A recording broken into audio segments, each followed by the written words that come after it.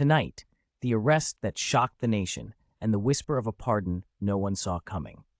If you've made it this far, you know nothing in the Fairfax TR case is simple. But after tonight, you'll realize the biggest twist is still ahead. Stay with us because everything is about to change. Hit subscribe now, tap the bell, and settle in. As you watch, leave your theories in the comments. But if you haven't watched parts 1 and 2, from the hidden files that map decades of political manipulation to these files that could take down Washington and to someone that will kill to keep them hidden, go back now, then buckle in. Part 3, the Senator's Secret and the Pardon Play. From Rachel West's drive came a payment trail, $1.25 million to a consultancy secretly owned by Mark's brother. The sender, a Fairfax TR front company. Financial crimes analyst stated, that's laundering, political style. With still shots of the Willard Hotel, a Virginia estate, and the Capitol at night, the investigation team could confirm Marks attended at least 3 closed-door Fairfax TR meetings, all off his official schedule. In one, he was reportedly briefed on Lantern deliverables. One of his former staffer told the reporter that he didn't look surprised by anything they told him. The arrest, a live footage-style recreation of FBI agents approaching Marks outside the Capitol, could be seen on the TV screen with the reporter saying VARS. On March 5th, federal agents acted. Jonathan Marks was arrested on charges of obstruction of justice and conspiracy to commit fraud. The senator's fall was public and brutal. That night, with the view of White House at night, slow pan to a manila envelope stamped Executive Office Confidential. And then, the whispers. 2 independent sources claimed that discussions had already begun about a possible presidential pardon. Why protect a disgraced senator unless the scandal reached higher than anyone imagined? The reporter was visibly shocked, just as a text that said the pardon play popped up on the screen. A muffled male voice said, "Tell him the Lantern files are not for public release, and remind him about Cairo." We still don't know what Cairo refers to, but it would appear again, halfway around the world. The arrest of Senator Jonathan Marks shook the Capitol. But in the days that followed, the story took a turn no one saw coming. Based on the rumor mill that had their newspaper headlines read, "Pardon Talk Stirs Tension," sources from the Oval Office quietly briefed. Within 72 hours of his arrest, whispers began to surface, claims that Mark's legal team had secured a private audience with the president himself. A political correspondent stated, "The idea of a pardon this early was unprecedented. It suggested Marks held something or someone in his pocket." We obtained an audio fragment from an encrypted call allegedly made from a Fairfax TR-linked secure line to a senior aide in the West Wing. The muffled male voice on the line had stated, "Tell him the Lantern files are not for public release." If true, this meant Project Lantern wasn't just about controlling policy, it was about controlling people at the highest level. But if a pardon was in play, who else stood to benefit from Mark's silence? The Capitol Courier pops up on the screen. Unit 77 doesn't appear in any official Defense Department registry, yet it has an entire wing dedicated to it in the National Archives, sealed until 2075. As talk of a pardon heated up, our investigation took a strange turn, involving a man known only as the Courier.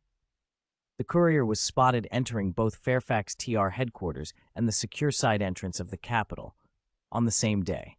A former security contractor said, "In my experience, that's how you move something sensitive without leaving a digital trail." Just then, a gloved hand was seen sliding a small envelope under a locked office door labeled Committee on Defense Oversight. Inside the envelope, according to a source, were copies of Lantern operational briefs, copies meant to vanish if Marks was granted a pardon. The Courier vanished 2 days later, but not before delivering one last package to the Willard Hotel. A witness had stated there was one more name in the room, not said out loud, just written on a napkin.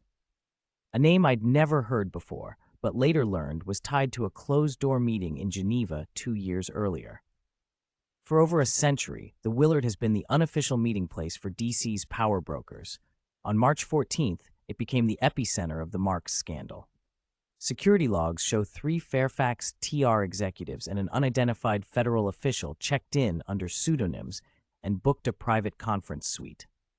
A close-up of typed agenda page reading Lantern Continuity Contingency Plans was seen.